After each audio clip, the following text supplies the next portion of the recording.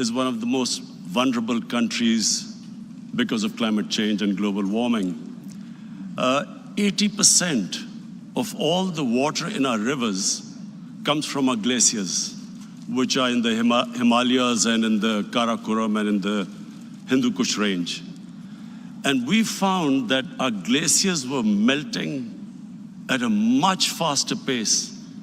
We discovered almost 5,000 glacial lakes because of global warming. So 6 years ago, we decided to plant 1 billion trees. And I'm very pleased to say that we actually planted 1.1 billion trees in the last 5 years. Now we have set ourselves a target of planting 10 billion trees in Pakistan in the next 5 years. And what we need from the world community is partnership, because clearly climate change is something which individual countries can't do anything unless and until the world gets together. Pakistan only contributes less than 1% to the greenhouse gas emissions. Yet we are number 7 country that is most vulnerable to global warming and climate change. So therefore we are hoping that the world community contributes, joins in. My 2 fears, what I fear for the future: one, that obviously if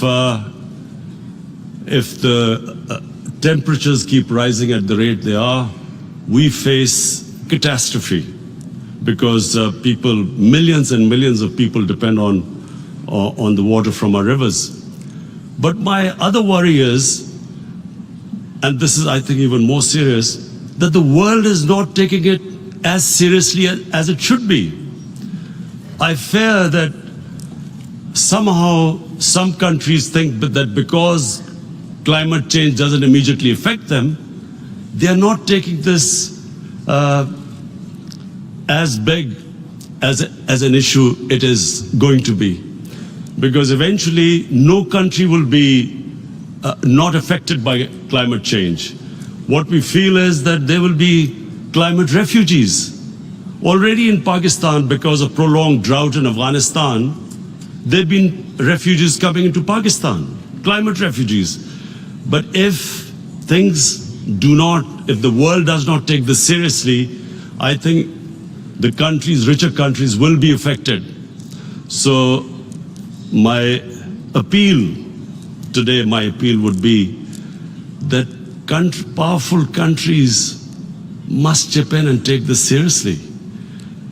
Because unless the world community decides to take this challenge on, no individual countries are going to be effective.